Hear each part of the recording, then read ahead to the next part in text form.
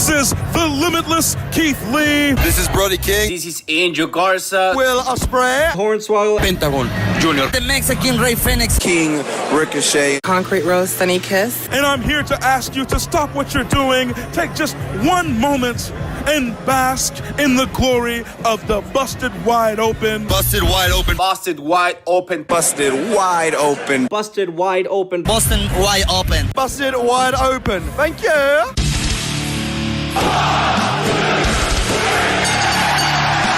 You're listening to the Busted Wide Open podcast, dropping the elbow on the hottest topics in sports entertainment and the world of professional wrestling. With your hosts, Nick Howell and Sir Ian Dangerous. Coming to you from the Orbital Jigsaw Network Arena in sunny Southern California.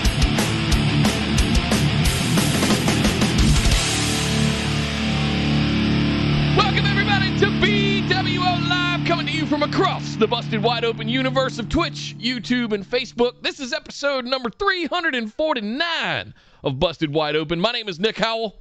And living by the spear, dying by the spear, definitely dying by the spear. I am Sir Ian Dangerous, and welcome to Busted Wide Open. That's right, today we are here to talk about Monday Night Raw, which of course went on last night. A little bit more build for the old SummerSlam, 3 hours worth of SummerSlam build. It's going to be an interesting one to talk about, Nick, largely because this was a very panned Raw, pretty much across all of social media and wrestling internets, if you will. I didn't hate it. I've got hot takes. It was Bizarro World AF from the perspective of the audience. Yeah, this was a very interesting Raw. While on one hand, just totally a flop of a show, and on the other hand, there's actually some really good stuff in there. This is going to be a really weird show, and I can't wait to discuss it all with you, sir. But of course, before we do any of that, we've got to do a little lip smacking business, and then we can get into the show itself. Indeed, guys. Linktree.com/BWO. It's the place you want to head over to. Like, share, subscribe, follow, do all those things that you know works on social media in modern times. It's how organic word gets out. It's one of the best ways to bring new ears and new eyes onto Busted Wide Open, and we really appreciate all the sharing that you guys do for us here. It does help. Every little share, like, subscribe, follow, everything helps. I promise. It's the algorithms that does it for us, right? So help us work with the algorithms. Yes. You can also pick up some sweet swag over at BWOmerch.com. New designs by Sir Ian Dangerous himself. The nice new Funhouse art. Whoa. What's going on over there? I'm playing with my dog. Oh, okay. I just saw a microphone go flying across the screen.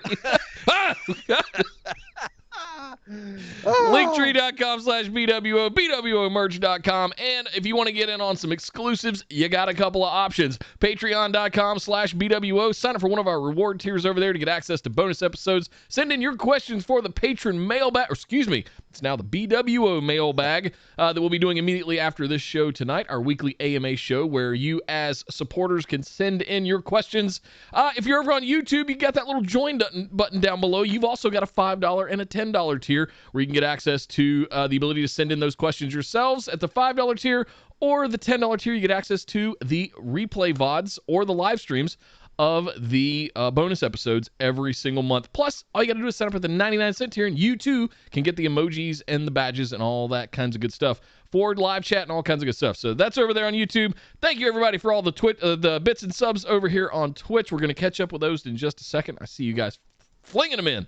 Thank you so much for all of that. But yes, last little bit of business. Let's see. Chris says, read this one appropriate. Let's do that when we get to Raw. I'm going to hold on to that one, Chris. 1 second. Okay. Let's see. Same thing for you, Kyle. I'm going to hold on to that one for just a second. Because we're not going to jump. Yeah. We're not going to jump straight to Monday Night Raw tonight. Unfortunately, we have to go over and do a little bit of big news.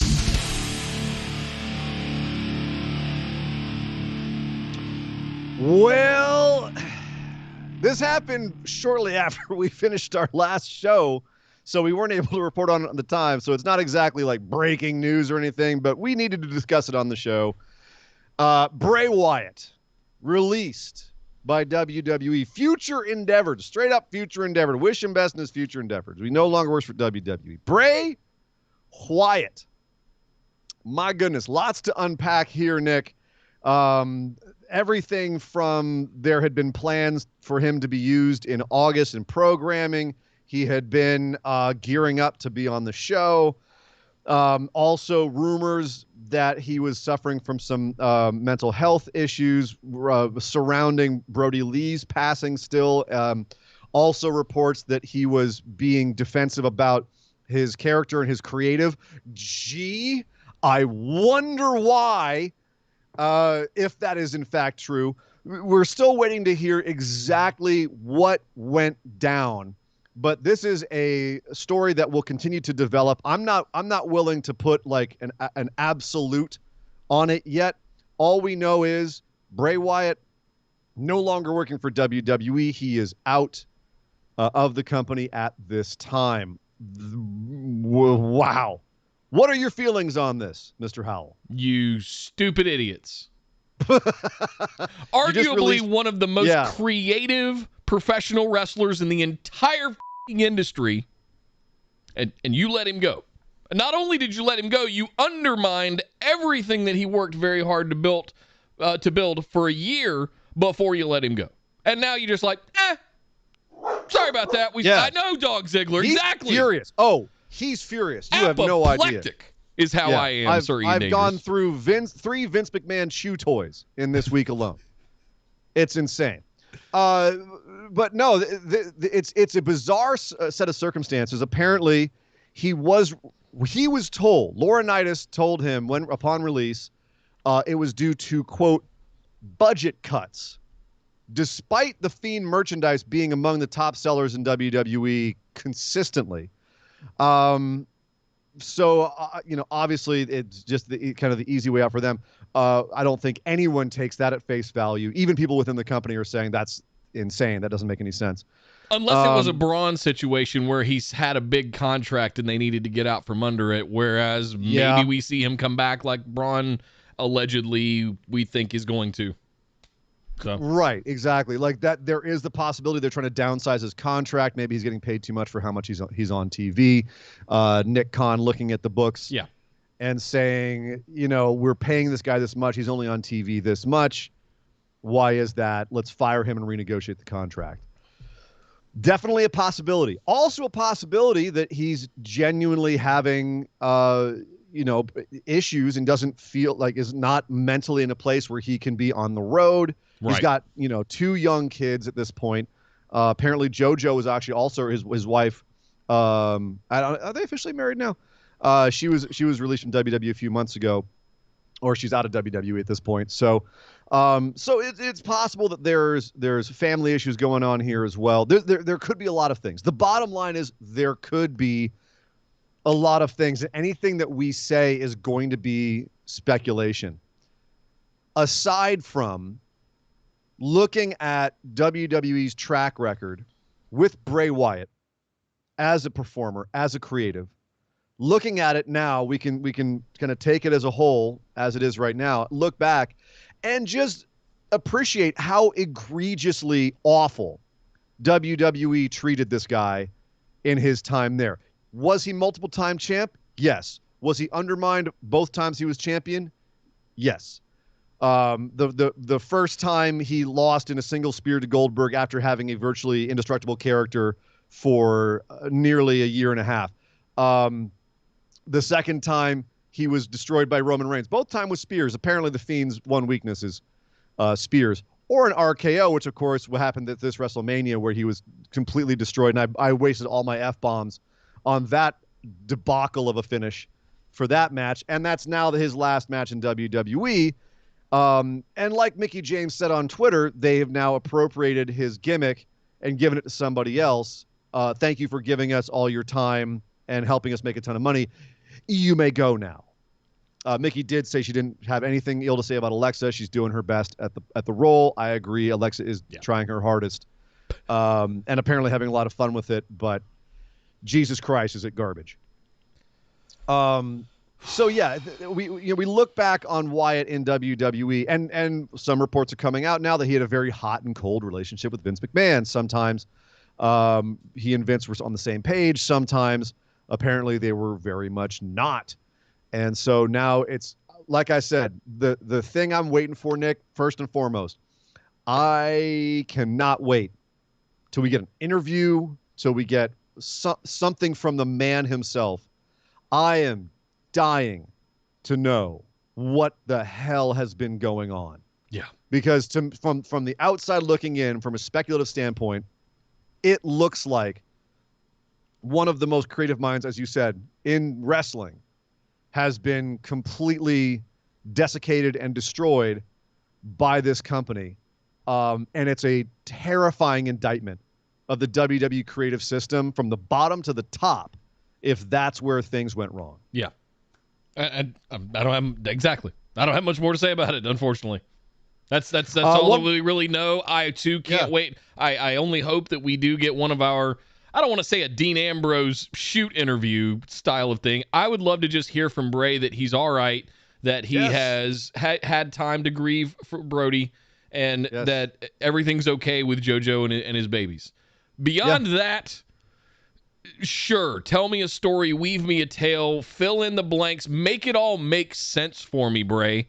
Because after the Firefly Funhouse match with John Cena, that was like you were at a peak, dude. That was art. That was absolute cinematic art and theater, and just from there it feels like the minute we got to the swamp match at SummerSlam last year and Alexa Bliss was introduced, I was hopefully and skeptically optimistic that, we're going to call back to maybe some big and little tag team thing here. We're going to introduce, we're going to have Braun's fascination with Alexa be reinvited, and this is all going to play into the Firefly Funhouse stuff, and they kind of went that way, and I got excited. Now if I look at things and I could go back, I'd be like, no!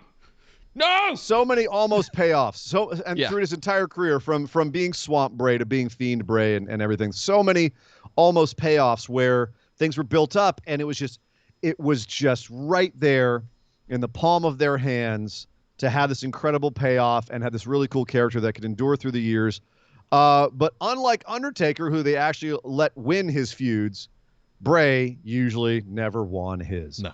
And that's kind of, unfortunately, now the period on the end of the sentence. So, yeah, fingers crossed that the man is doing okay mentally. Can't wait to just hear that he's doing okay. Yeah. Aside from that, we will see. And other news, similarly, some very interesting stuff, both in NXT and in the Legends department of WWE. Ric Flair also released from his contract with WWE. Apparently not his decision, but it was WWE's decision. Some scuttlebutt going around that he was complaining about Charlotte's booking. Why? But I guess it's, she's Daddy, getting booked like the Nature Boy. She's gonna be just fine, Nate. She's gonna break your record, Nate. She's fine. I'm sorry, she's still the center of everything. What are you complaining about? I don't think that can't possibly be the case, or he's crazier than we think he is. But whatever it is, Ric Flair has been released once again into the wild. He tweeted out, look, hey, it was WWE's decision. Like, we had different ideas about what the future held. Cool. I got no hard feelings for them. All love going forward. So, yeah, that's a very fresh one. We're going to see what happens with Ric Flair. At a certain point, I do have to think, so-and-so goes to AEW is it becomes a little passe. Like, at some point, like, AEW is going to become the land of misfit toys. And that's going to be the reputation that sticks, and they have to be careful with that. But how do you not use Ric Flair? I'm just saying. They're all there. They're there. How do you not take advantage of this? I know everyone's going to criticize and be like, oh, of course he's going to AEW just like everybody else. But, I mean, come on. No, that ain't what this one's about. This is what that one's about. You even got JJ. There's so much you could do. You've got Sting over there. You can start that rivalry back. Come on. JJ's even there throwing shoes. Like, it's ready to go. It's turnkey. It's Jesus Christ. It writes itself. It does. Please, and Rick. I mean, anyone who's sitting there going, "Oh God, Rick's going to AEW," just stop and think about the fun we could have. I'm just saying.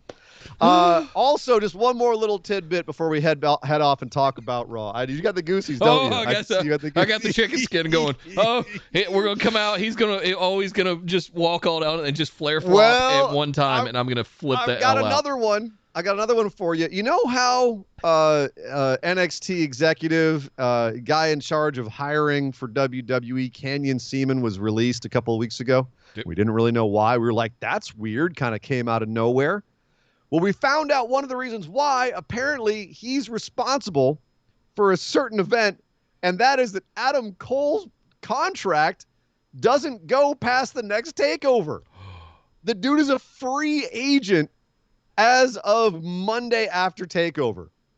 So not only did they screw up or mix things up with Aleister Black and Buddy Murphy, right? They've now completely forgotten that they're one of the hottest, longest reigning men's champions in NXT.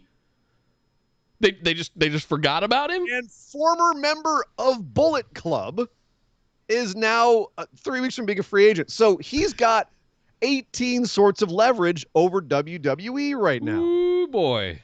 So, yeah. And obviously we've seen the same sort of thing with a lot of contract negotiations where, there's a little bit of social media action. They kind of go, I don't know.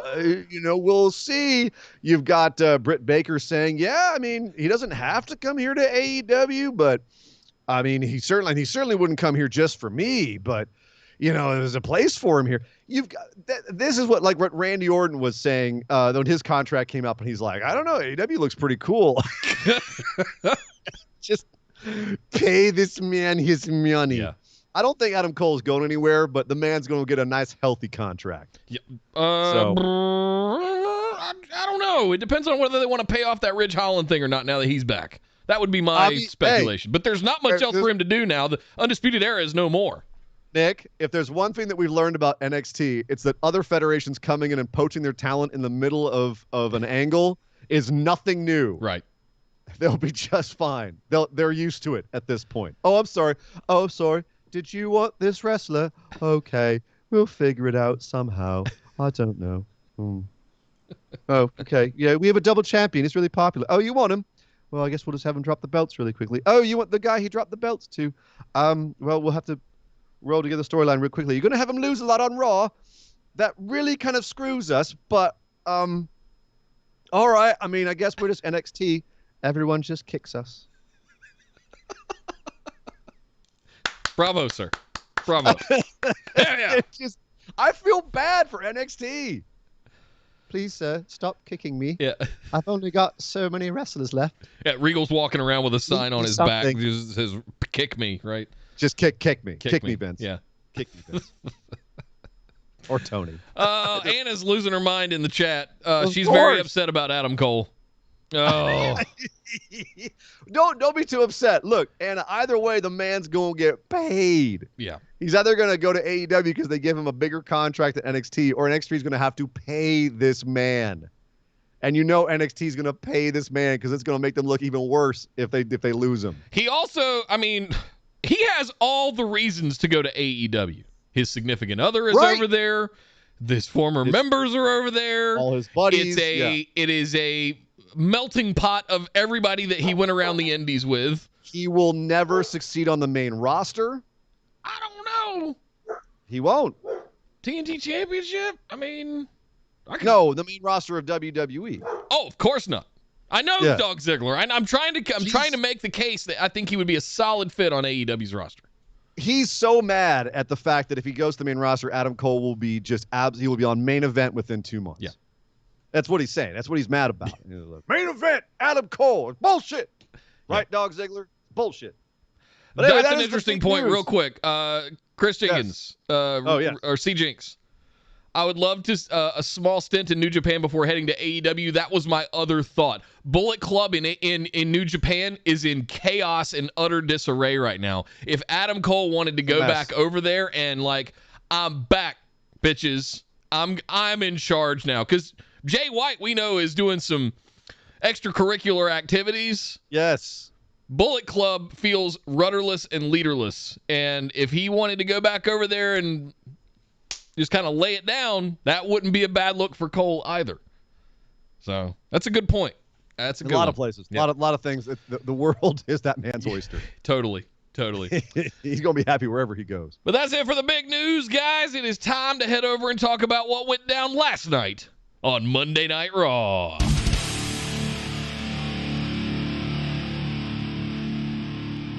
Charlotte Flair. We were just talking about her daddy. She had a big speech because she was having a no holds barred match, a no rules match, no DQ with Nikki Cross later in the evening. Nikki A.S.H. And so she came out to tell us all how bullshit this was. Now, the first thing she does is go, I want to talk about Simone Biles. Oh, no, Charlotte. No. No. She came back. Everything's fine. It's just, no. She's back. She won the bronze. No. But she did. She says, I saw Simone Biles leave the Olympics, and some say it was because of mental health issues. The crowd immediately turns on her. It's like, oh, whoa. And she goes, well, hold on. I'm going somewhere with this. And rightfully so. Oh, they started eating her alive. She's like, I'm going somewhere with this. She says, I sympathize with Simone Biles because Nikki A.S.H cashed in on me after I won the title.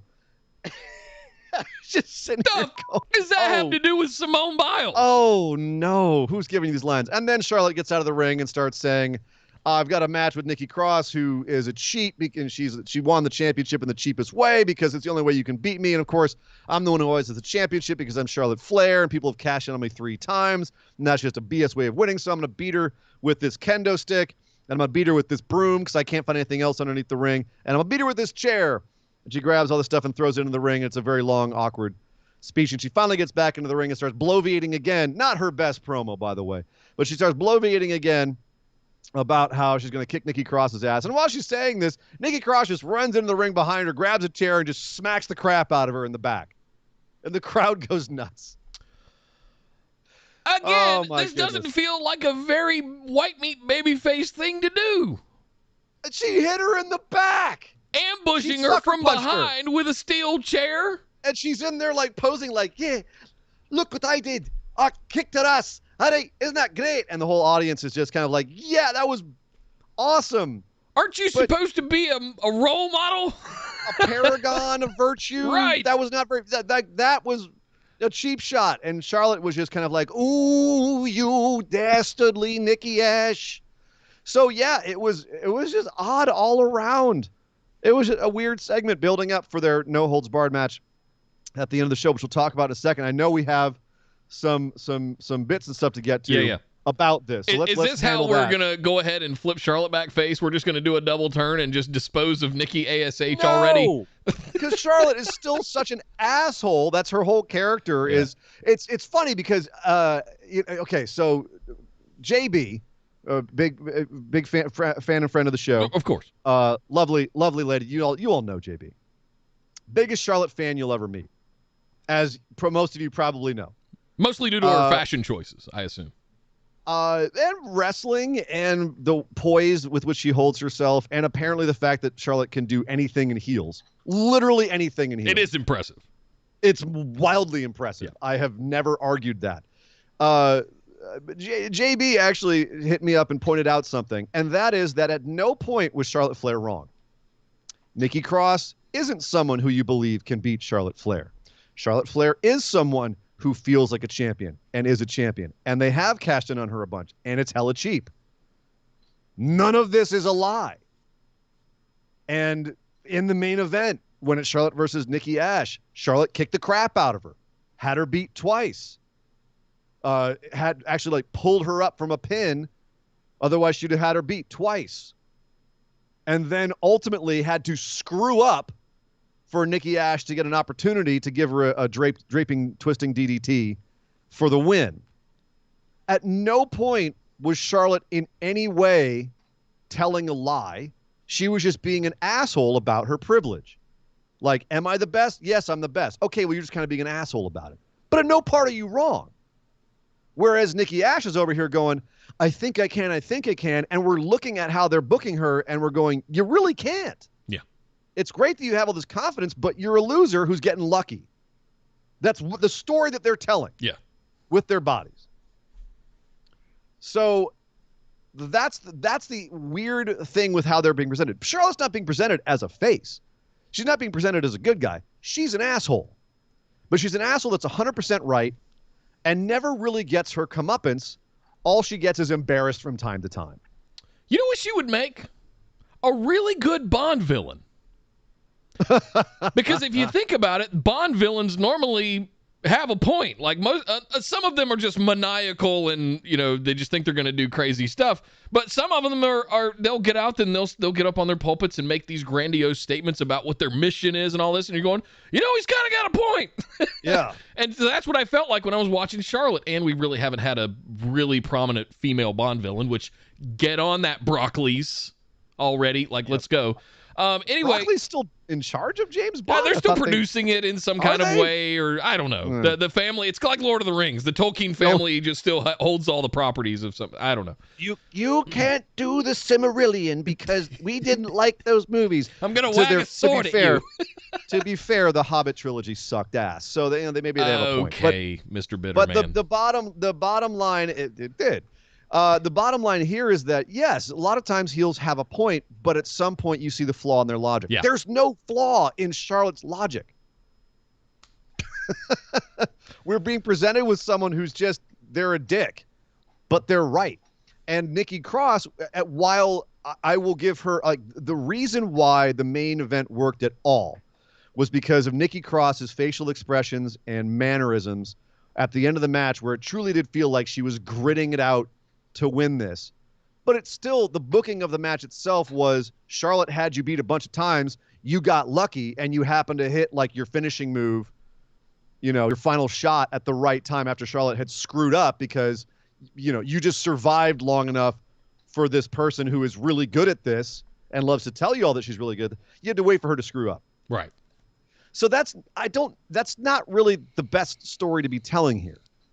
You know, and we are building towards a triple threat. Rhea Ripley's involved. We'll talk about her match later on. She was kind of tertiarily involved with all this as well. But, you know, the bottom line is it's a weird place they're holding Nikki A.S.H. right now. It's a weird way that they're presenting her. It feels like they want that title back on Charlotte, and this feels very temporary. And that's what I'm wondering is right now, one of the reasons why, and people are already having a hard time connecting with Nikki A.S.H. because the gimmick's it's a little goofy. Guilty. It's definitely for the kids. And even some of the kids are kind of like, this is weird. Yeah. What are you going to do when this person who, as it is, can barely win a match, loses the championship?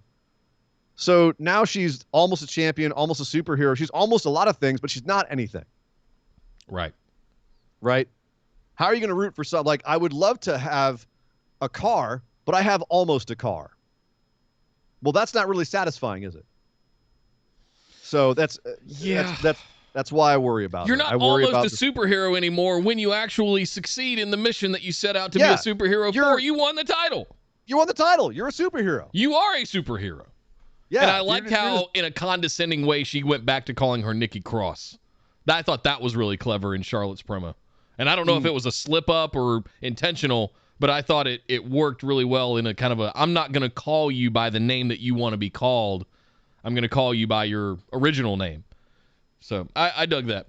Let me catch up on the bits real quick here. CJinx879 threw in 1,000 bits. Jesus, man. Kicking us off hot. Thank you. Says, I froze with dread as soon as Charlotte mentioned mental health because I know that Vince was most likely behind the words she used in her promo. Dread turned to disappointment when she delivered the verbal punch. A billionaire that far removed from basic social etiquette has no business commenting on the struggles and afflictions of anyone, especially when the goal is a tiny piece of mainstream attention at the cost of someone else's suffering. Yeah. Well said.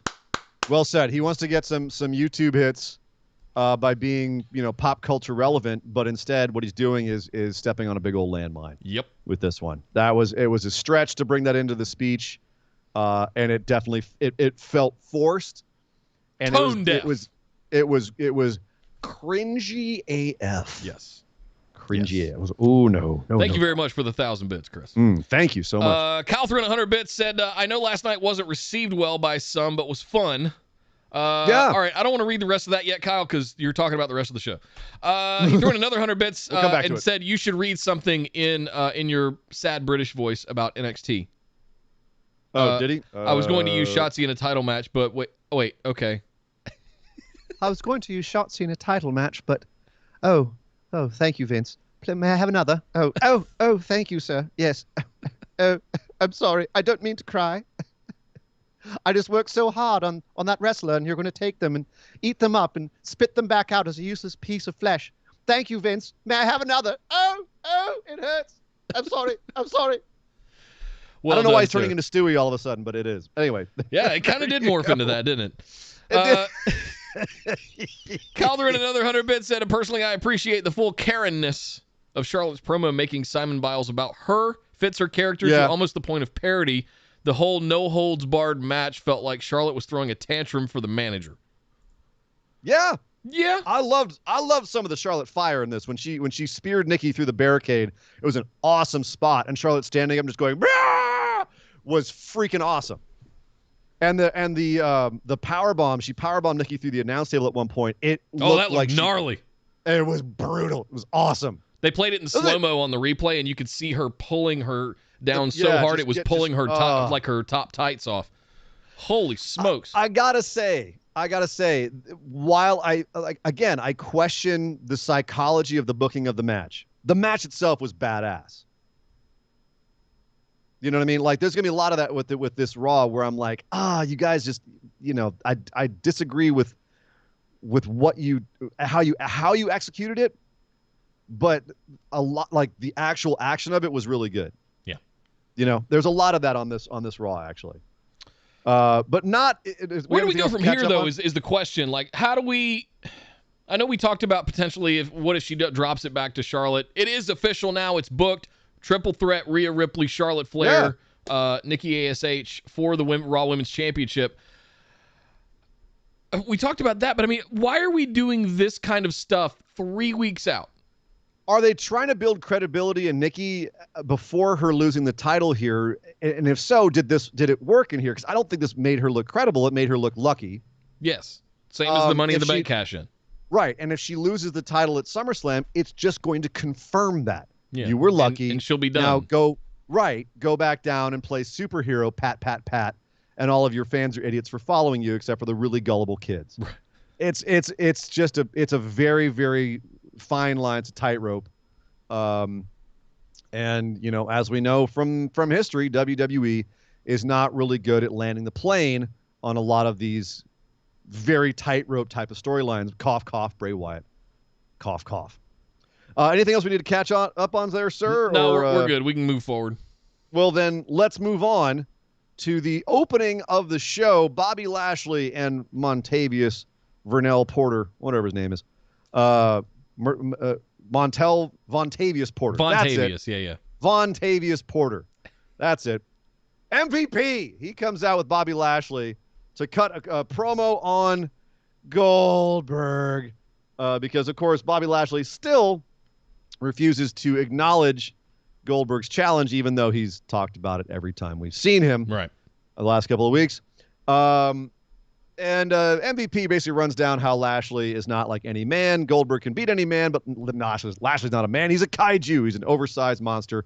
And if Goldberg challenges him, then he's going to be remembered as a casualty and not a champion.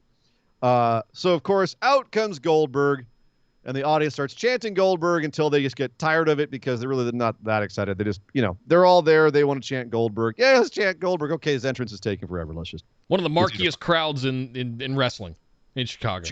Chicago. There was a few chants. I mean, we had some Becky chants during Charlotte's thing, and she said, "Becky's not here. I am." Told him to suck it. Yeah. Good. Wind him up more. Ton of CM Punk chants throughout the night. And once Goldberg gets in the ring to face Bobby Lashley and cut a nice long lip smacking promo, they started chanting, "We want Wyatt." Oof. Surprised that wasn't more throughout the night, but they did get a "We want Wyatt" chant. Well, they had to work in their moment. CM Punk chants because we're in Chicago. Right, exactly. "We want Wyatt's Philadelphia." We'll get more of that there. Oh, man. So Goldberg gets in and says, "Well, MVP, you're scared. Lashley, you're scared." And he went off of this whole thing like, you're a gladiator and you worry about competition. You're a high-level athlete, and so there's always questioning yourself. And he said, the first time I saw you, I thought you were I saw a victim, but it doesn't. You thought you saw a victim, Lashley, but it doesn't matter how old I am. Goldberg will always be Goldberg. I live by the spear, and you're gonna die by the spear, Bobby Lashley. And at SummerSlam, you're next. And then he leaves. Not But that before wasn't giving his all. kid a hug, though. Well, that's the thing, Nick. Do you remember the last time we saw his kid, like 4 years ago? About knee high to a grasshopper. Yeah. Yeah. That kid got some growth hormones or something. Whoa. What the?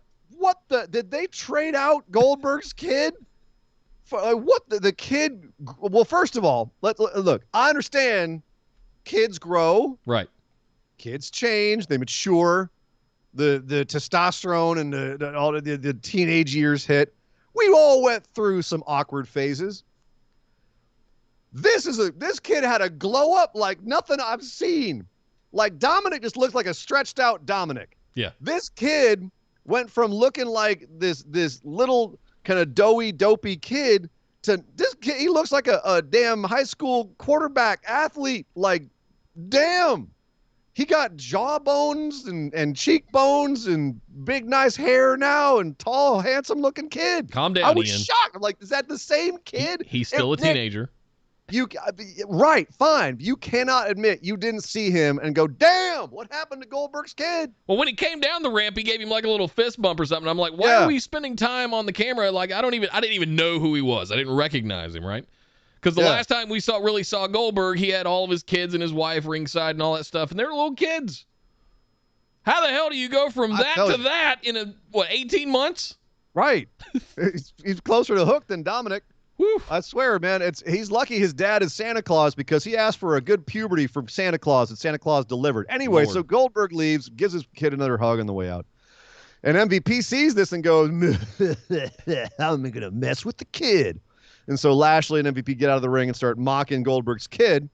So Goldberg comes back out and spears the crap out of MVP and then leaves again.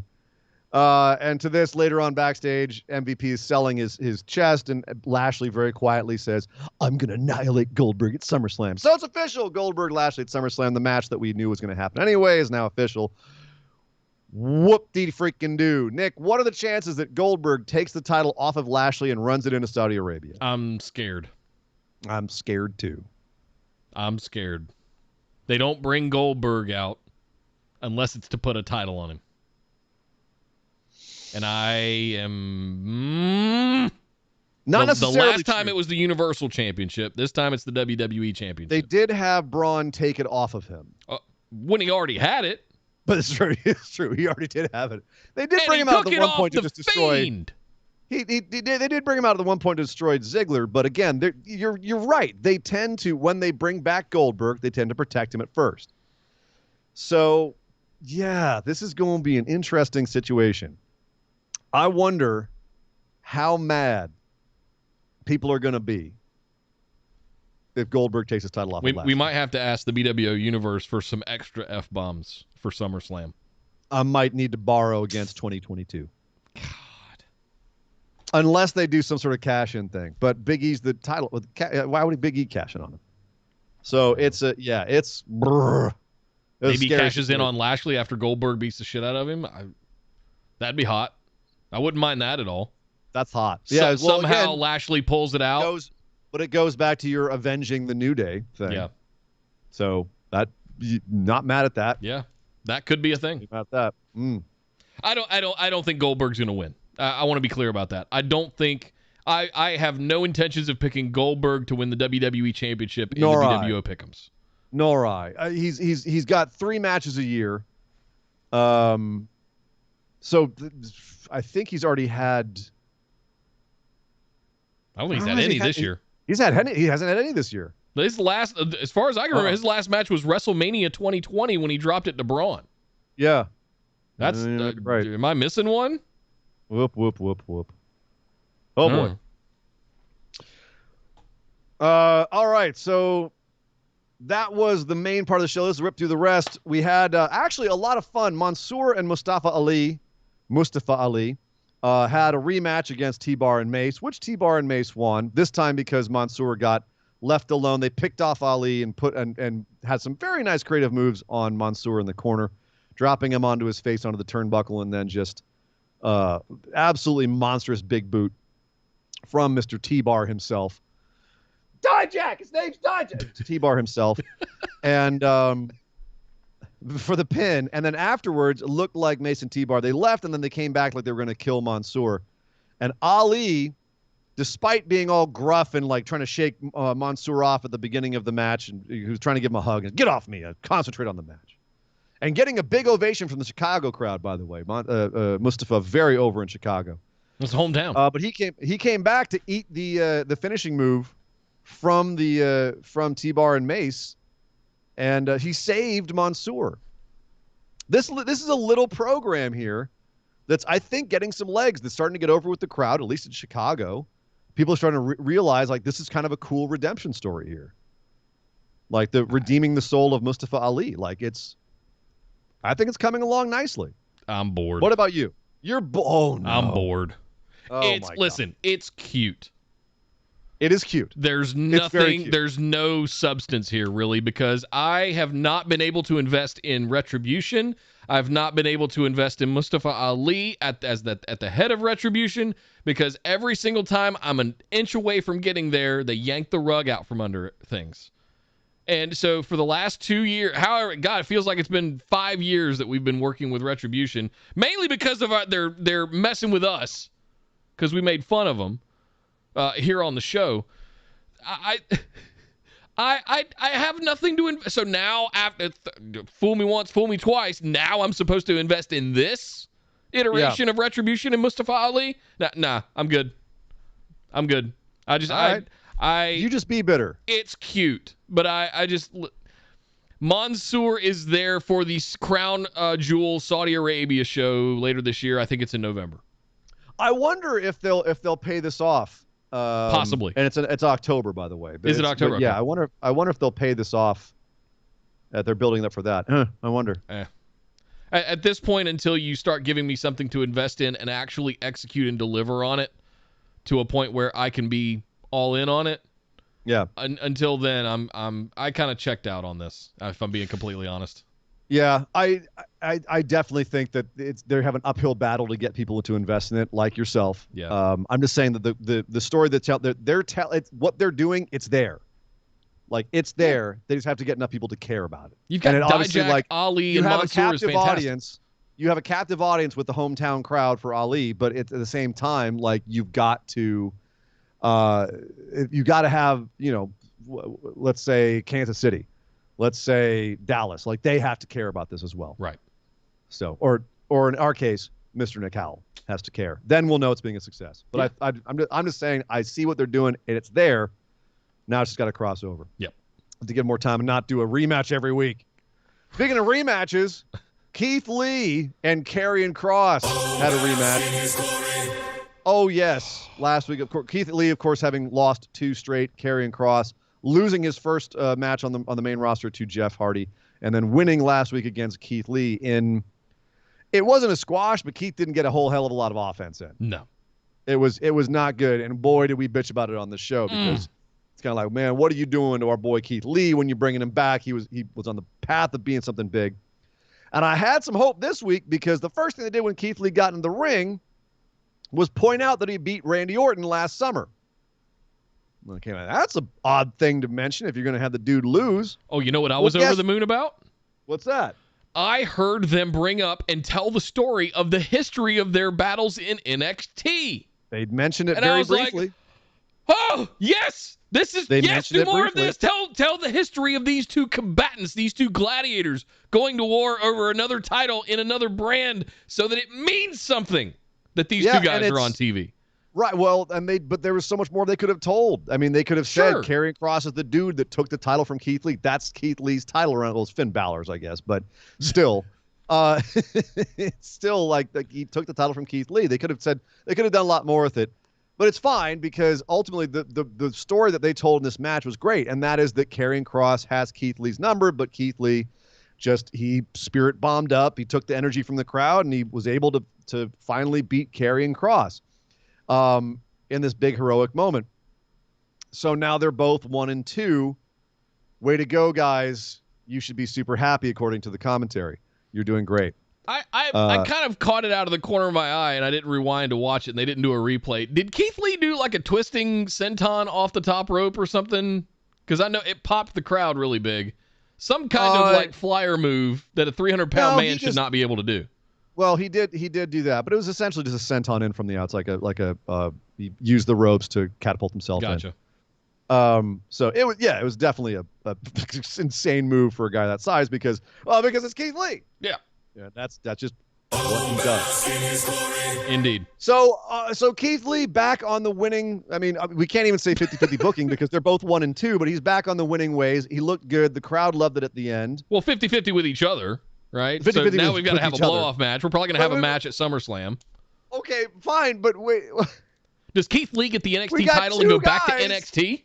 You got two guys who need to look like winners at this point in their main roster career, and once again, we have them facing each other. Now, at least the story of this match isn't it awesome that Keith Lee won this?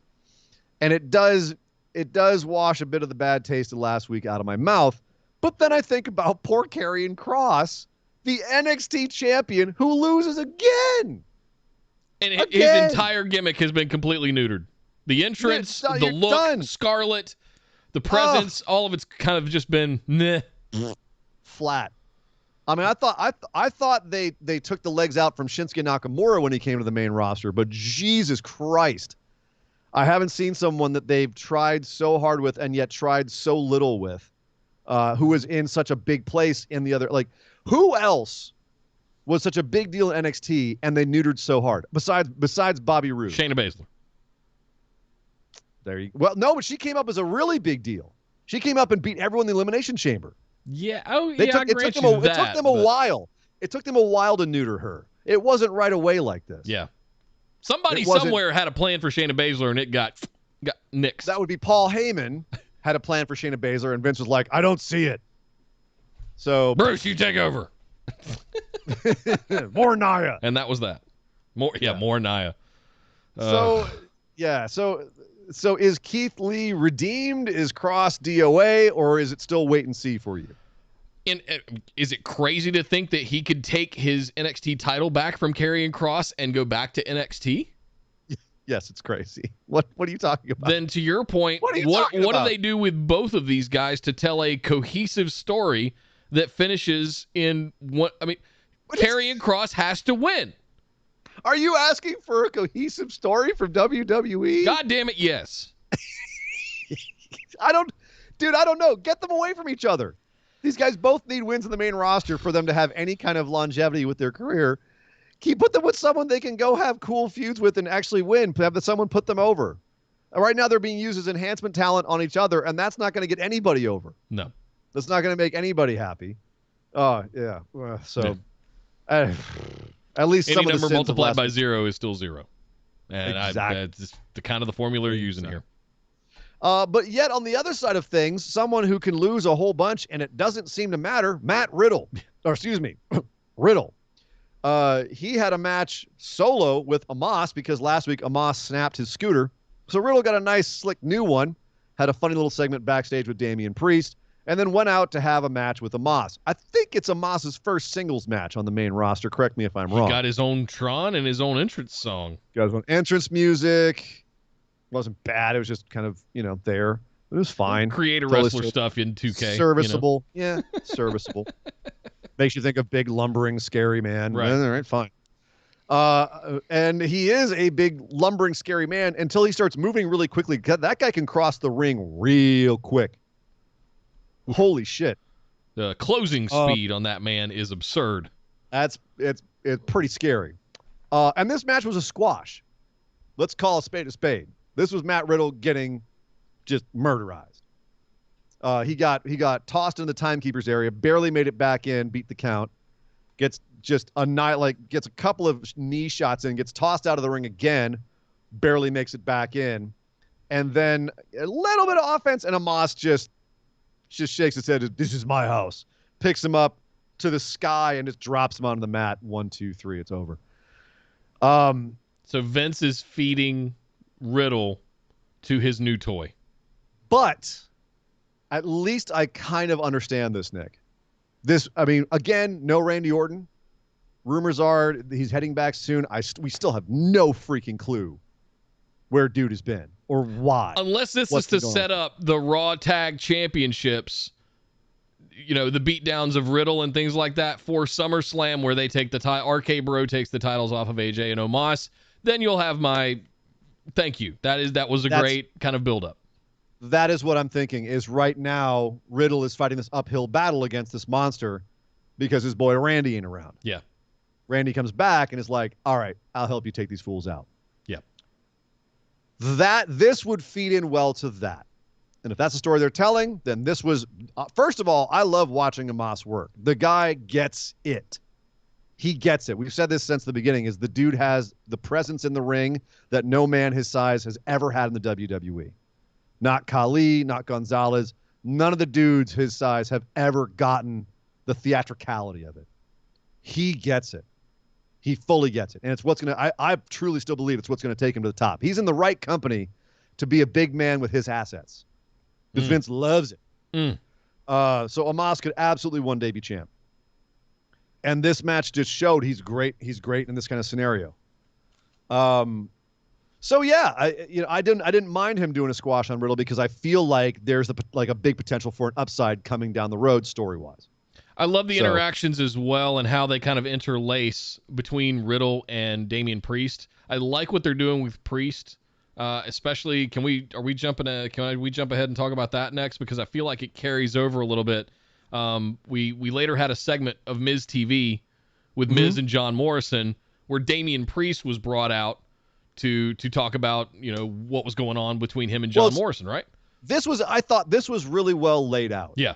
And defined, where Miz and Morrison were supposedly bringing out Damien Priest, and Damien Priest was like, I'm going to come out and challenge Sheamus for the U.S. title. Right. But Miz and Morrison were still so bitter about WrestleMania and about the zombie match where Miz got his leg busted, that they just couldn't help but just keep on sniping at Damien Priest. And finally, Damien Priest got pissed and was like, got up in their faces, and a little scuffle broke out. And so we had a match made, and we had Damien Priest versus John Morrison. It was all, aside from Priest kind of stumbling when he got the CM Punk chance and taking a little bit of a little awkward, that would screw anybody up. I'm a very seasoned presenter. That would screw me up. If I'm in the middle of one of my tech presentations and the crowd just starts chanting, CM Punk, CM Punk. I'm like, what? It's data storage, guys. It's not wrestling. You're doing a tech presentation. You get people going, MS-DOS, MS-DOS. Right, exactly. They're like, what? No, we don't use it anymore. We're in Windows. Stop it. That's good. But That's a good analogy. Thank you. But here in this instance, like Miz, they tried their best to get this whole thing to run. At least there was some logic to it. I felt like it was a well-written segment that just was a little bit awkward. Fine. We got to the match. It made sense. And Damien Priest beat Morrison straight up, despite Miz, trying to interfere. And the crowd wasn't that into it, but they got into it, like at the big moments when they were supposed to. But then out comes Sheamus to attack Damien Priest after the match. And then out comes Ricochet to save Damien Priest from Sheamus. And then we have a tag match made, Morrison and Sheamus versus Ricochet and Damien Priest. Which, oh, sweet. Okay. Yes. Was there any real reason for Ricochet to come out? He doesn't like Sheamus. Okay, fine. He also has claim to a title opportunity, I believe. Sure. Yeah. So you got Ricochet and Priest versus Morrison and Sheamus. That was badass. They let Ricochet go off in this match and just be everywhere. And ultimately, Damien Priest pins Morrison again after Riddle does a gigantic was it a moonsault to the outside on Sheamus? Yeah. To run interference, and Damien Priest beats Morrison again. And Morrison is another one of those Teflon guys. It doesn't matter how much you beat him. He's a comedy dude. You can build him back in 3 months if you have to. He can eat those pins, and it's fine. But this made Priest look like $1 million. Yep. It made Ricochet look like $1 million. It made Sheamus look like a dastardly heel. It made Morrison look like a completely capable goofball who just couldn't beat Priest. And Miz being Miz his normal weaselly self outside, Miz spraying was Miz. Byron Saxton with the dripstick, Yep, screaming and yelling. He had a few audience members who they didn't care about the match. They just wanted to scream at Miz. Yeah. So what he's doing is working. So this was all fine. Yes. And it all interlaced very nicely. And it had ramifications for the U.S. title scene. You got a ton of people out there working for one upcoming match. Good stuff. Yep. You know what I mean? That's what you want to do with your show. When you have a 3-hour show, find ways to make, like, there were stakes here. This had something to do with the U.S. title. With condolences to Humberto Carrillo. You had pre-existing beef between some of these people. Right. Well, well, don't break a former WWE champion's nose. Right. That's not a good political move. No. So overall, I thought this was all good stuff. Yeah. And of course, Priest and Ricochet looked like $1 million. Morrison was a lot of fun as always, and Sheamus, I love modern Sheamus. I love him coming in his big brawler jacket, just beating down Damien Priest after his Morrison match. How nice must it be to be Sheamus and not have to shock your hair anymore? Oh, right. Like, you know how much time that takes every day? And now you can just get up in the morning. Put on his hat. Put on me little Put on me hat. That's it. Did I go to the wrestling? Guinness, 8 a.m. Used to have to wait till 10 a.m. because I had to do me hair. Not anymore. I'm just regular shamey now. So, this was all good stuff. But that being said, Nick, I got to rain on your parade. Uh-oh. Let's talk about Nia Jax. No. Nia Jax had a match with Rhea Ripley, which I'm kind of shocked we'd never really seen this before. Like, not in a singles match, at least. A straight-up singles match. And strangely enough, for once, Nia was the one who got injured. Injured? It wasn't much. She got a little scratch above the eye. And she got busted wide open, yeah. She got busted open. It wasn't wide. It was like a half open. Yeah. Busted half open. Half a crimson mask. It still looked pretty badass. But Rhea ultimately gets the win with a roll-up because Shayna Baszler tried to distract Rhea when she tried to do the riptide on Nia. But then Nia got distracted by Shayna as well and got rolled up by Rhea, and that was that. And then they had a little tete-a-tete in the ring between Nia and Shayna. Shayna took off her jacket, and the crowd was like, yes, yes, oh, God, yes. I'm over here going, please. Whoop that trick. Whoop that trick. Whoop that trick. I just wanted her to go just pop off. Like, just let's go. But no. If Shayna had just given Nia a right there that dropped Nia in one, immediately you would have had your new, like, top of the card baby face of Shayna Baszler. That crowd was ready to explode. And when Shayna left the ring and didn't do anything, the boos. Until Rhea Ripley got back in and finally laid in that riptide on Nia Jax, which is no joke. She had to pick up Nia Jax to riptide her. And the audience was then there. They're like, okay, we're satisfied. That was awesome. This is also, Nick, you got to admit, Nia played her part perfectly here. She was supposed to be an asshole heel to be against your babyface and Rhea Ripley.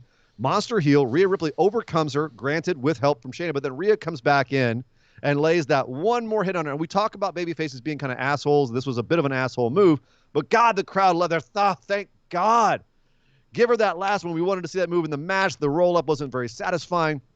And Rhea Ripley truly felt like more of a babyface than she's felt the entire time she's been on the main roster. Would you agree? I have a confession to make. Uh-oh. What? I actually liked this, and I think Nia did a good job. Oh, whoa. Ladies and gentlemen, mark the time. Mark the date. Would you say that again for the home audience, Nick? No, because you'll never hear me say that again. Here's the on thing. Tape. Just say it again. Nia needs to know that know your role, right? She is a solid base. She does not need to be out there trying to do moves, trying to do all this stuff. She needs to be working with people like Rhea, like Shayna, that can use her size to their advantage to get them over. Nia has been a multiple-time champion.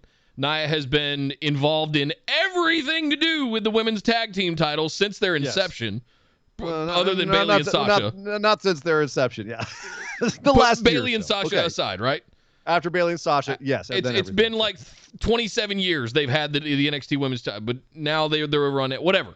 I think this was the first time that I looked at Nia and went, that's your role. This is what you should be doing. What? Which is basically shut up. I'm shook. Get out of the way. Do your part.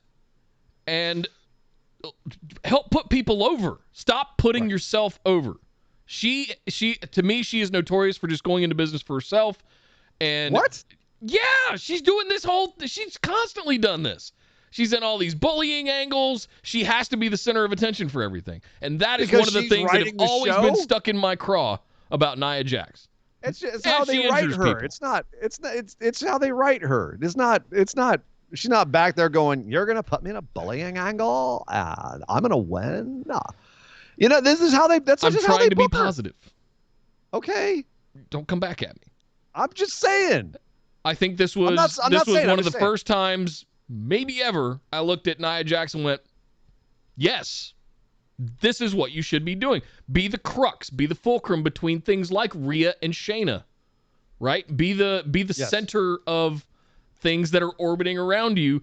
Don't try to steal the spotlight all the time, because you don't have to. Your size helps you do that anyway, because you're this big, imposing figure that can dominate anyone that you get in the ring with, right? Be that. Look at Omos. She always has. That's literally been her role, is to be the big, imposing monster bad guy. That's been her role. I don't agree that she's gone into business for herself. I don't agree that she's taken up too much of the spotlight.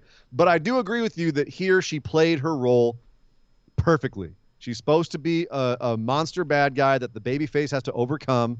She's also got like a evil, mean buddy on the outside. The babyface overcame both of them. The bad guys had some miscommunication. The babyface was able to get a statement beat down on the big heel at the end. Perfect. Nia was perfect for this role. You're there to be the recipient of a strength spot for the babyface. Correct. But she wouldn't be able to right? be that role if she hadn't been who she was before this. Debatable. This is how she got there. That's what I'm saying. Well, that's what we're doing. That's what we're doing. It's debating. Okay. I'm just saying. Like, excuse me, Paul White. She can't do this in this match unless she's been the big monster a-hole for the last however long. That's why the crowd reacted the way that they did. It's why everyone's like, well, Baron Corbin's so boring. It's like, yeah, but you send him out to get boos against somebody, he's going to get whoever you want cheered because people hate him so much. Yeah. That is old school heel work. Yeah. So, yeah. Wow. Nick approving of Nia Jax, ladies and gentlemen. I got chills. Yeah. There. According to Marshall, I'm not myself. I'm obviously a Loki variant. You're a Loki variant. I see it. I see it. Now that the hair's down in the back there. It's the hat that did it. It's the hat. Yeah. Well, no, I mean, it gave it away. Shit. Well, you got the LA Rams, right? The Rams, like the big horns and I see right through you there, Loki. Damn it. Yeah. Good. The jig is up. Anytime now, Owen Wilson is coming for you.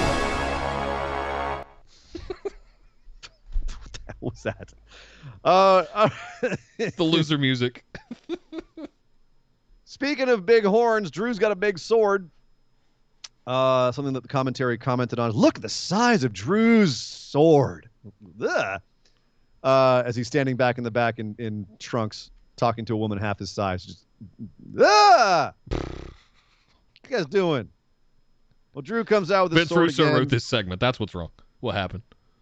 Drew came out. He's going to have a 2-on-1 match against Veer and Shanky. God, how lucky can we be? They don't have the really cool Titan or the Thunderdome entrance anymore. So now Drew comes out. There's just a kind of styrofoam rock on the stage, and he sticks a sword into that, and like this little like of fire. Not like the really awesome, like, insane, like, wall of fire that follows him as he walks down. His entrance in the Titantron was epic. Yeah. His entrance now, it feels like a college prank. Like, it feels like a guy with his legs in the air and a lighter between his butt cheeks. Yeah. I made fire. Doesn't look good. So Drew grabs his sword back out of the styrofoam rock, comes to the ring with it, because you got Veer, Shanky, and Jinder all there waiting for him. He's going to have a 2-on-1 match with Veer and Shanky. He holds his own until Jinder grabs a chair and throws it into the ring, right as Drew's about to do his Claymore, making everyone very sad. But then after the DQ at the end of the match, it's super exciting, Veer, Shanky, and Jinder all get in the ring with chairs, and Drew grabs his freaking sword.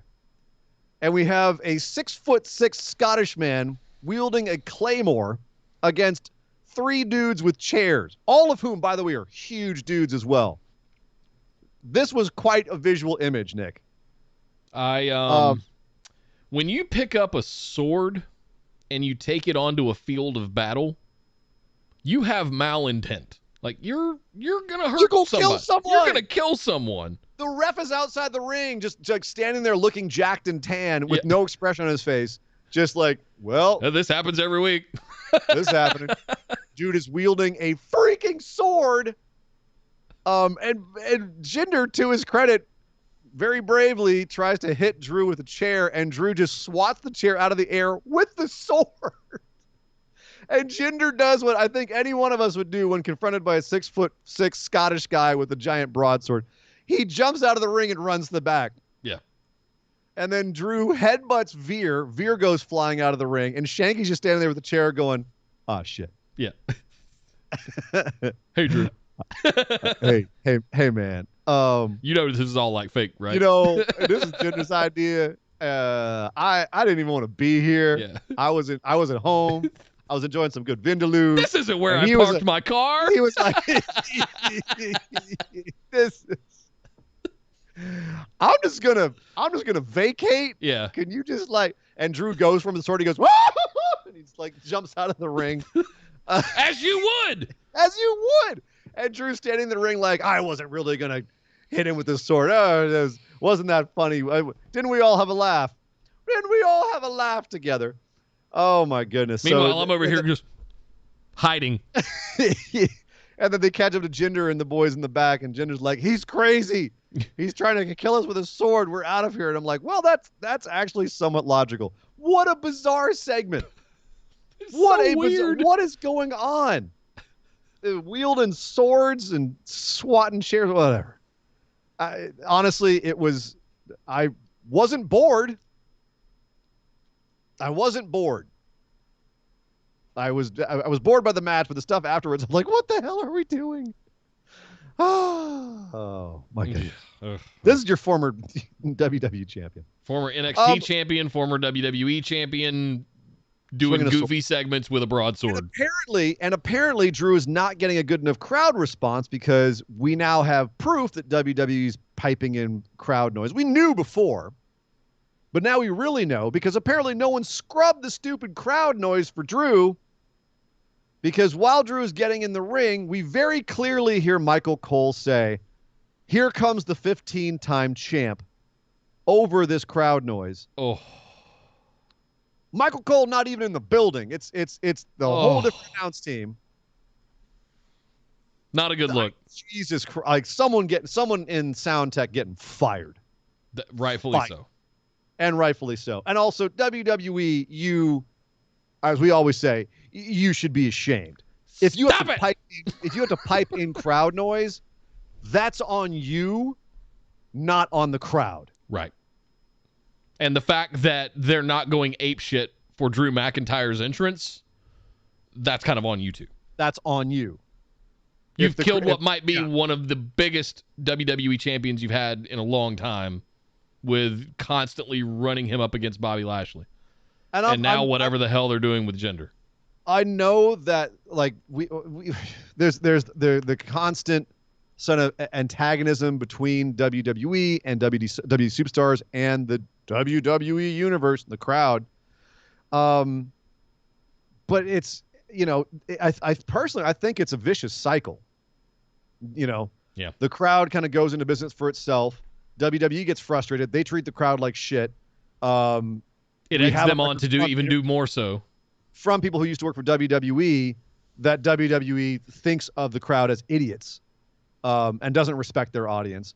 And it's a cycle. And you have people like Ronda Rousey going online and saying, the same people that are chanting, "We want Wyatt," were chanting, "We want beach balls," while Wyatt was performing in the WWE.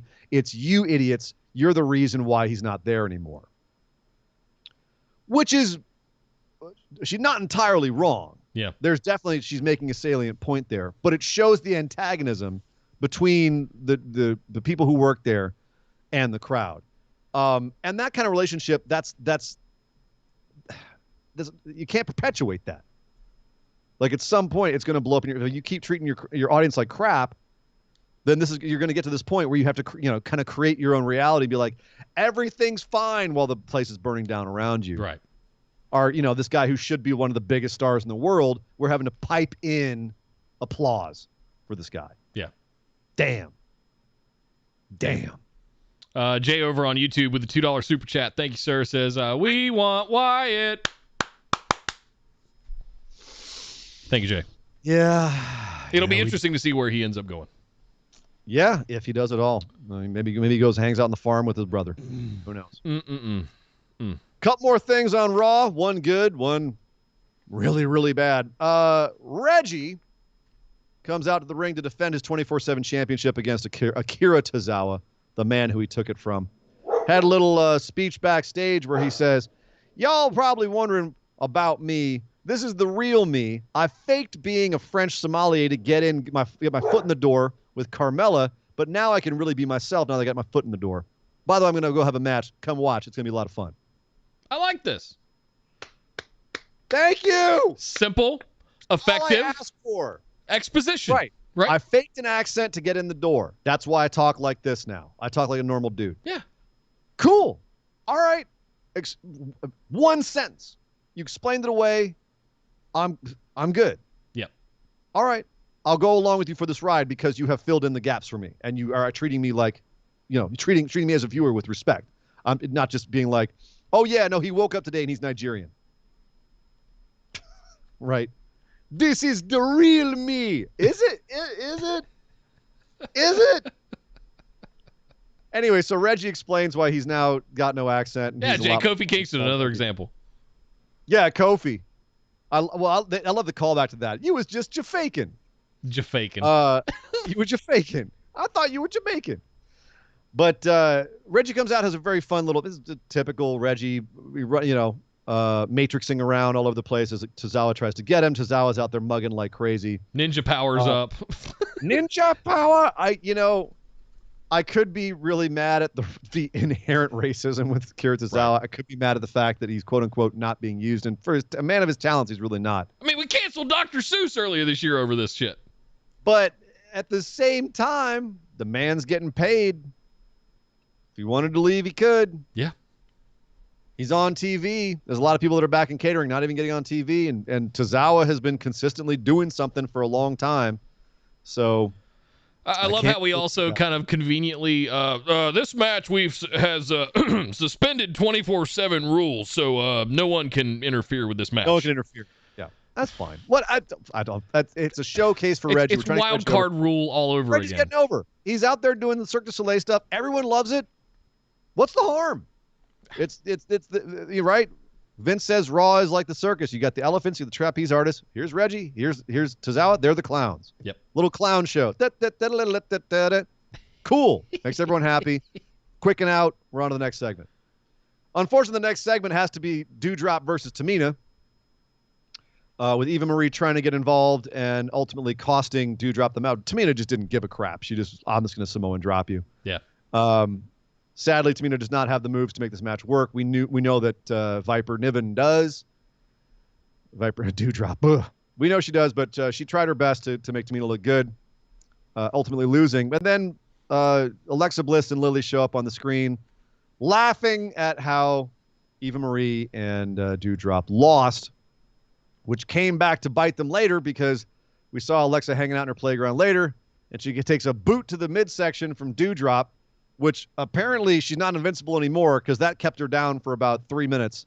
While Eva Marie went over and picked up Lily and went, "You're just disgusting. You're ew, ew, ew," and then just tosses her and walks off. And then to end the segment, we get a shot of Lily kind of taking Viagra and standing up stands up on her own. Oh, good. We're getting ready for that Chucky crossover.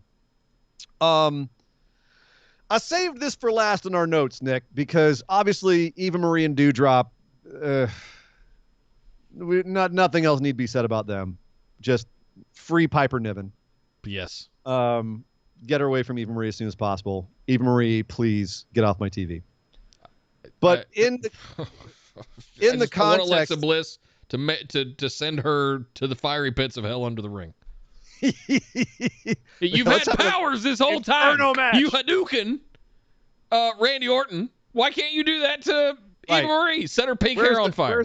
Where's the black oil spouting out of your forehead? Right. God, what a wasted tease of a gimmick that could have been. Yeah. Well, I mean, they're smart to not go back to that. They don't want America to invade her. Anyway, the oil. I get it. Anyway, the bottom line here is, yeah. At any rate, what? It wasn't that big of a line. In the context of Bray Wyatt being released, here we are with this leftover detritus of what once was one of the coolest gimmicks in wrestling, if not the coolest gimmick in wrestling. And now instead of this whole world that Bray built, we have Alexa's Playground with this stupid animated doll that doesn't have, and none of this has any backstory or rationale that's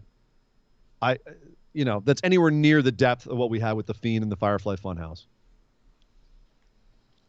Where do they go from here with this? How do they get themselves out of this? Because this is getting turned on real quick by people. I have no idea. People have been turned on this for a while. And we've been defending it since the beginning of the year because we were like, come back and save us, Wyatt. And then WrestleMania happened and we were like, oh, Jesus Christ. Yeah. They're really, okay, no. And then it just got worse and worse and worse. And now here we are, Nick, where you and I can't defend this anymore. If I look back on the timeline of things, we had the Inferno match. Bray Wyatt was off TV for months.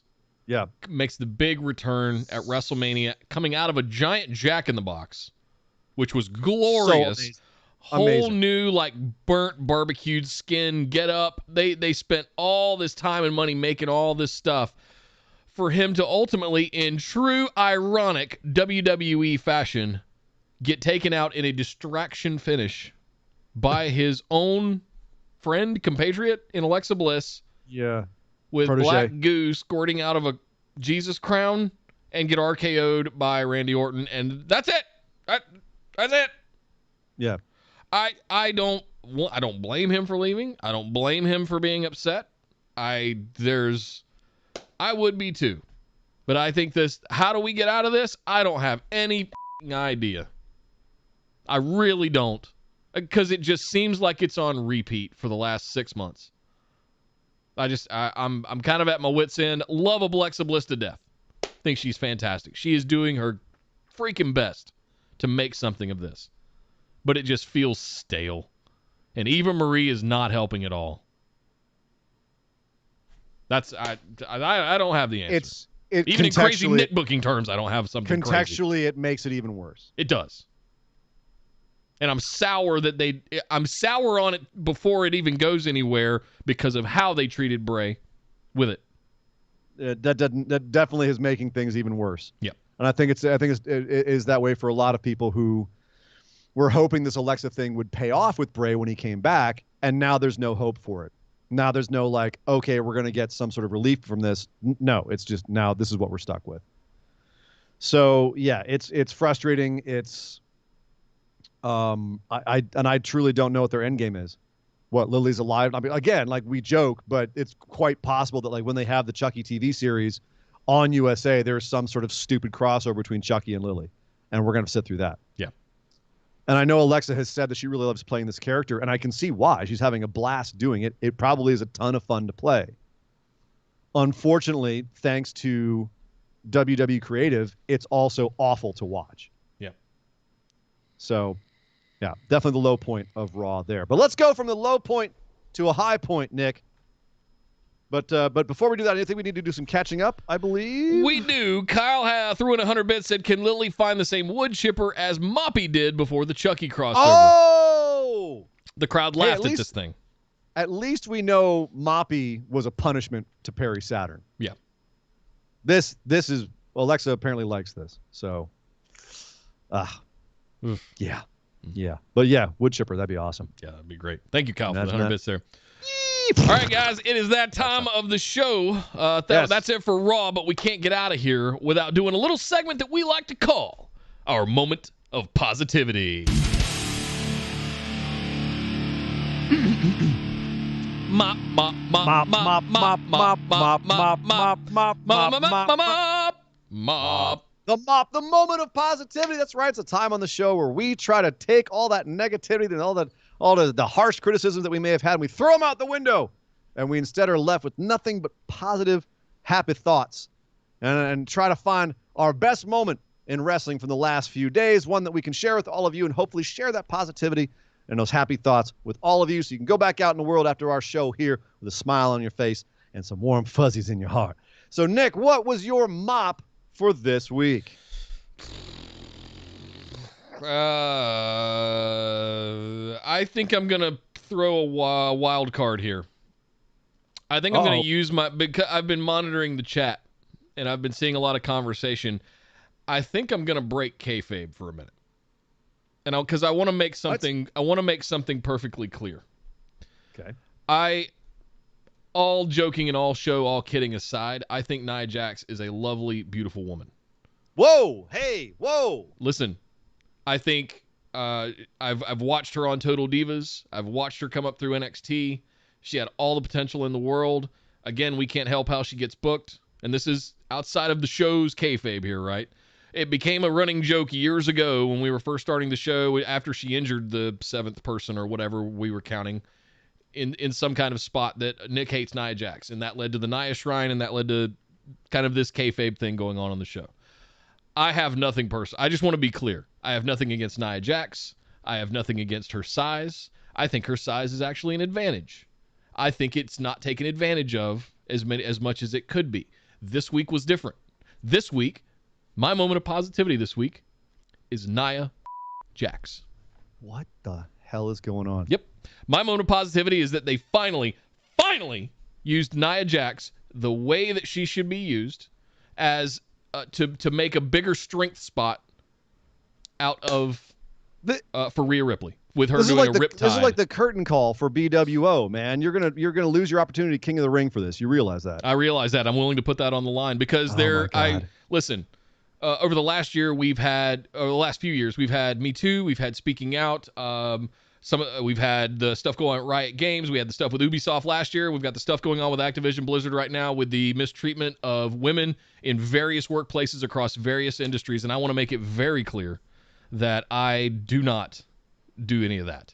I hope everybody here understands that all of that is in fun as part of the show. I just wanted to take this opportunity to make that clear. So my mop this week is Nia Jax. There we go. All right. There you go. There we go. Jay threw in $5 in the super chat, said they took a guy's gimmick, gave it to her, and fired the guy. When he was the one that created it? Wow. Exactly, Dog Ziggler. Yeah, exactly. Look at that. Thank you, Jay. Your super chat look just done to him. It just incited Dog Ziggler. He made Dog Ziggler lose his mind. Lose his damn fool mind. There you go, Chris. So that's mine. Ian, what was your moment of... And kayfabe back on now. Back on. Man, how do I recover from this? Let's see. What was my moment of positivity? Next week, Nia's going to be in the chair doing the show, just so you guys know. I was going to say, yeah, bring Nia down from the back there. Great. Next week, you don't have to wear that She's Not Like Most Girls shirt. Maybe I will. Maybe you should. It'll be the biggest face turn in the history of BWO. Maybe I'll finally get to send you this. Oh! Been meaning to send this to you old. on a nice day. That looks like NXT gear. No, it's the very first main ring roster. Oh, here. okay. Anyway, it's old school photo right there. Yeah. That's very valuable. But let's see. Mine is I don't know. There was a lot of like pretty good stuff. You know what? I've got one. Goldberg's kid showing that there is hope for us all. Because my God, like, this sounds mean, and maybe it is, but that kid, he had an awkward phase. Mother of God. Like, I felt bad for that kid when they put him on TV the last few times. I was like, oh, no, come on, man. How did that kid come out of Goldberg? He came out this week, and I was like, that kid didn't come out of Goldberg. This isn't Junior. Wow. Right? No. Goldberg didn't give birth to that child. He's responsible for half the genetics in that kid. Okay. And the genetics that were in that kid came out of Goldberg. Completely fair. Do you need me to explain it to you how it works? I thought you were implying that Goldberg gave birth to his son. No. He was responsible for half the genetic material in the kid, though. That is fair. Fair. I misinterpreted what you meant. I apologize. Please continue. BWO is about to stand for biology wide open. Anyway, I was just going to say, I'm happy for this kid because I'm not going to lie. The last time he was on TV, I'm like, oh man, can you imagine being Goldberg's kid and going through life looking like the ha-ha kid from Simpsons. And then he turns around and like, I see him now. I'm like, oh, never mind. That kid's going to be just fine. Yeah. He going to be just fine. Get in the gym and put about 50 pounds of muscle on, and you're going to be in good shape. Oh, my God. Yep. Yeah. So that's, for me, I feel happy for that kid. Like obviously the term glow up is just the easiest one to use, but that's definitely a kid that grew out of his awkward phase, and I'm really happy for him. I wonder if he can work. So, I wonder if he can get in, his wonder. daddy's Goldberg. His dad's freaking Goldberg. So probably not. Right. Probably's got zero wrestling talent whatsoever. Runs the ropes, trips over his own wrestling boots. He headbutts a door, passes out. So who knows? But so there's my moment of positivity. Don't ruin it for me. There you go. Well, guys, thank you very much for joining us for this episode of Monday Night Raw here on Busted Wide Open. Don't go anywhere, though. We're going to take a quick break after the outro here and come back for our weekly AMA show, the BWO Mailbag. Always a good time. Got lots of questions. I was just checking on it as we were doing the mop here. Lots of questions to do this week, so it's going to be a really good show. We're going to take about a quick 10-minute break after we do the outro here. Hit the bio, refill the drinks, grab a snack, all that good stuff, and we'll be right back doing another good segment of wrestling content here. But the fun part is we get to do all kinds of fun stuff because the patrons and the supporters all ask us all kinds of fun questions about movies and TV and comics, and we read book stuff. Wrestling. The 20-sided die comes into play at times. It's really one of the most fun things we enjoy doing every single week with all of you. So stick around. Linktree.com/BWO. Go like, share, subscribe, follow, do all the things on all the socials. We have it for you in one place with a bunch of buttons. You can work just as well on your phone. Also, BWOmerch.com. Pick up some sweet swag designed by Sir Ian Dangerous himself. With the new BWO Funhouse stuff. More of that to come later this year. We've seen a lot of you picking some of it up, and it looks like fantastic stuff. So really happy with how all of those are turning out. I did need to announce here at the end of the show that we have, now that he has acquired it, he did make a video in the Busted Wide Open discussion group. Your two-time Booby Champ has officially been acknowledged. Yes. He is the Booby Chief. So, Mr. Martin Welch, we acknowledge you. We acknowledge as you. The Booby Chief. Enjoy your tribal accoutrement. Who consumed the liquid that used to be in the containers that make up his tribal necklace? I have no idea. Okay. Yeah. Just curious. Yeah. Okay. But they needed to be red to match the Samoan thing. Yeah. You suffered. Yeah. You suffered. Yeah. Boo-hoo. Or whoever consumed them suffered. Sheriff McDonald and I had a really good night. And then I had a terrible day the next day. Because Budweiser. It's disgusting. Oh, man. But I needed those red cans, damn it, and I wasn't going to pour it down the sink. No. You did your duty, sir. I did it. You did. Hope you appreciate what he does for you. Oh, God. There you go, ladies and gentlemen. But until next time, guys, we're going to take a quick 10-minute break. We'll call it quarter till. Give you a couple of extra minutes. Grab a drink, grab a snack. Come back with us. We'll be back at quarter till with the BWO mailbag. But until then, my name is Nick Howell. You can find me on Twitter at Data Center Dude.